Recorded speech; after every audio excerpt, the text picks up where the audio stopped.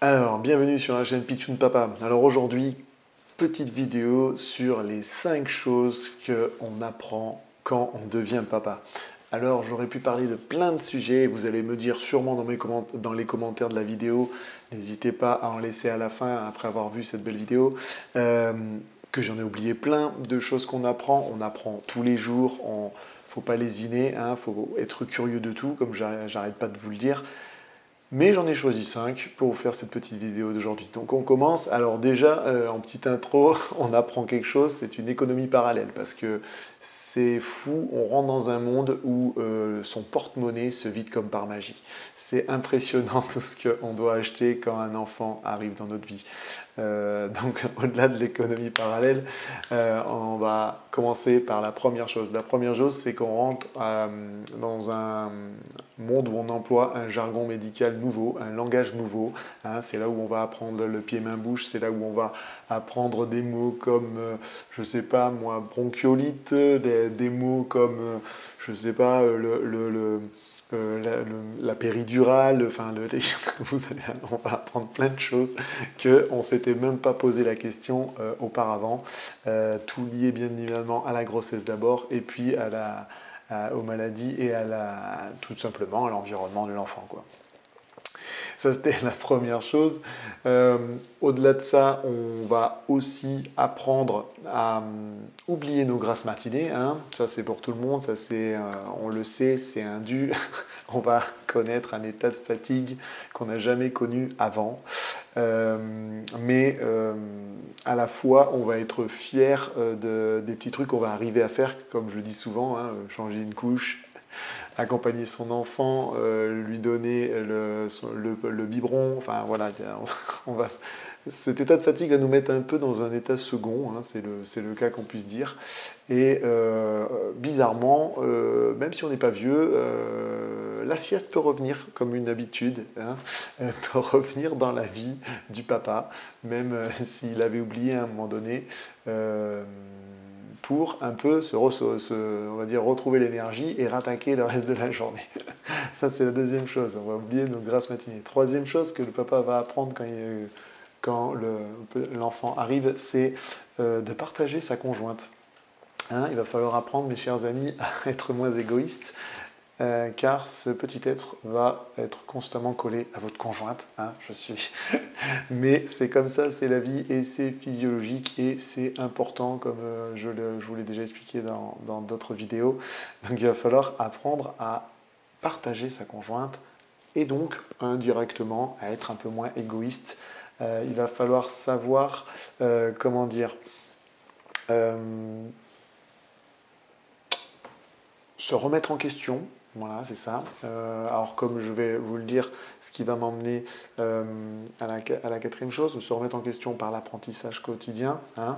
Il va falloir aussi essayer de s'améliorer sans cesse, se remettre en question dans nos actions, je veux dire, pour aider notre conjointe, surtout dans les premiers temps. Il va falloir aussi, comment dire, euh, accepter de s'oublier. Voilà, c'est aussi simple que ça. Et donc tout ça vous permet quelque chose de magnifique et donc vous oblige à vous améliorer sans cesse et vous oblige aussi à trouver des solutions pour changer en essayant de ne pas reproduire. C'est c'est le petit résumé que je dirais, et changer en essayant de ne pas reproduire. C'est-à-dire prendre les bons côtés qu'on a pu avoir par nos parents et nos grands-parents et les adapter à notre société qui est bien évidemment différente, tout en essayant de gommer les choses que vous n'appréciez pas ou que vous considérez que vous n'appréciez pas. Donc ne pas reproduire. Ce qui m'emmène, comme je vous disais, à la quatrième chose. La quatrième chose, c'est que on va découvrir que chaque instant du quotidien est une décision à prendre, mais une décision de type oh là là, c'est la fin du monde. Vous voyez ce que je veux dire? On a l'impression que de chaque instant, c'est une décision importante, primordiale à prendre. Alors ça arrive souvent avec le premier enfant. Hein, les gens qui en ont plusieurs, après, je pense qu'ils sont rodés, comme on dit, ils ont l'expérience. Mais donc pour pouvoir répondre à ça au mieux, c'est de toujours, comme je vous dis, à chaque fois d'apprendre, d'essayer d'anticiper les situations en lisant les choses. De vous dire aussi, tout simplement, comme je dis, pour la tête, que vous n'êtes pas parfait, hein, que vous allez apprendre par les erreurs aussi. Vous allez avoir peur, et c'est normal d'avoir peur parce que comment dire, on a une pression quotidienne de la société. Hein. C'est pas pour rien qu'on voit autant de livres sur le développement personnel pour nous remettre cette jolie pression chaque jour, pour nous inciter à s'améliorer parce que on a tous des défauts. Hein. Donc ce business du développement personnel nous le rappelle tous les jours en disant que voilà, on a une sorte de pression qui nous vient quand on devient parent. Hein, une pression à être des parents magnifiques, des parents merveilleux, de ne pas faire d'erreurs, etc., etc. Enfin, je ne vous fais pas la chanson, vous la connaissez.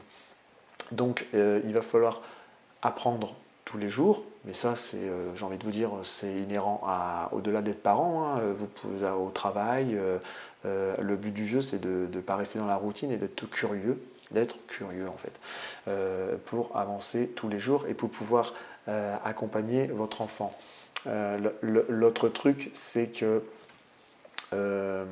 cela va vous permettre déjà d'aider votre enfant à développer une sorte d'esprit critique, puisque vous l'avez aussi.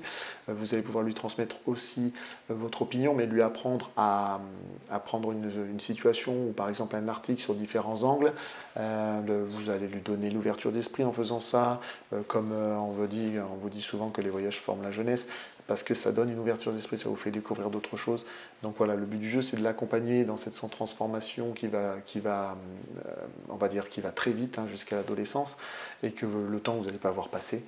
Donc ça vous oblige un peu à vous remettre en question sans cesse, et donc à apprendre pour, prendre ces décisions au quotidien et vous rassurer après les avoir prises, ou parce que vous êtes content de les avoir prises et parce que je veux dire, c'est allé dans le bon sens, ou vous permettre de relativiser en vous disant bon ben voilà, c'était peut-être pas la bonne, mais la prochaine fois j'arriverai à m'améliorer parce que j'ai lu ça, parce que j'ai compris, parce que j'ai voilà. Vous voyez, c'est le questionnement sans cesse quoi. Donc de l'apprentissage en continu, tout en gardant votre curiosité. Et ce qui m'emmène à la cinquième chose, un peu plus légère. Quand on devient papa, on apprend très vite que le ridicule ne tue pas. La honte n'existe plus. Alors déjà, au-delà de manger les repas de bébé, hein, on apprend à adorer le pot de bébé, on apprend à manger du pré-mâché, hein, comme les oiseaux. Et ben, le truc vraiment extraordinaire, c'est qu'on apprend en fait que le ridicule ne tue pas. Peut même vous rendre un peu sexy apparemment vis-à-vis de mesdames. Mais ça va vous servir, mais un truc de fou. Enfin, moi, dès que j'ai compris ça et que j'ai vu ça à travers les yeux de mon entourage, je vous avouerai que maintenant, je suis beaucoup plus naturel et je vous avouerai que ça me passe même, le jugement me passe même de plus en plus au-dessus. Donc ça vous permet en plus on va dire de vous diminuer justement un petit peu cette pression, tout du moins le jugement que vous pouviez prendre mal ou de manière un peu plus oppressée. Là, ça va vous permettre de passer outre, on va dire, et de vous poser beaucoup moins de questions.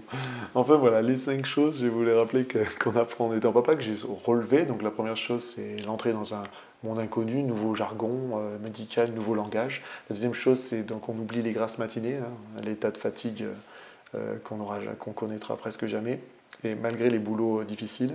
La troisième chose, c'est partager sa conjointe, hein, être moins égoïste, devenir moins égoïste. La quatrième chose, c'est que chaque instant vous demande des décisions importantes et donc vous demande d'apprendre et d'être curieux constamment. Et la cinquième chose, c'est que le ridicule ne tue pas.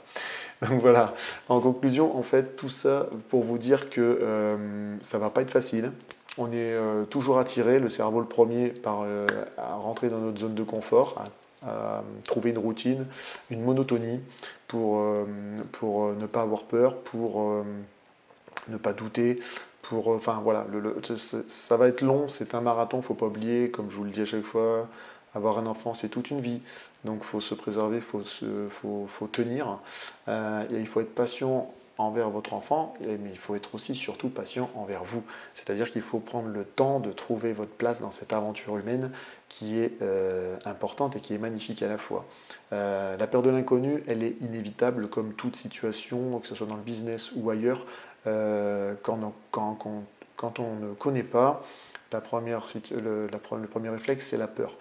Il faut essayer de, comme je vous dis, de lire, d'appréhender la chose en vous rassurant, en lisant, en discutant, pour passer outre et gagner donc en expérience et en confiance en vous, et ainsi de s'améliorer et arriver à accompagner votre enfant loin et toute sa vie.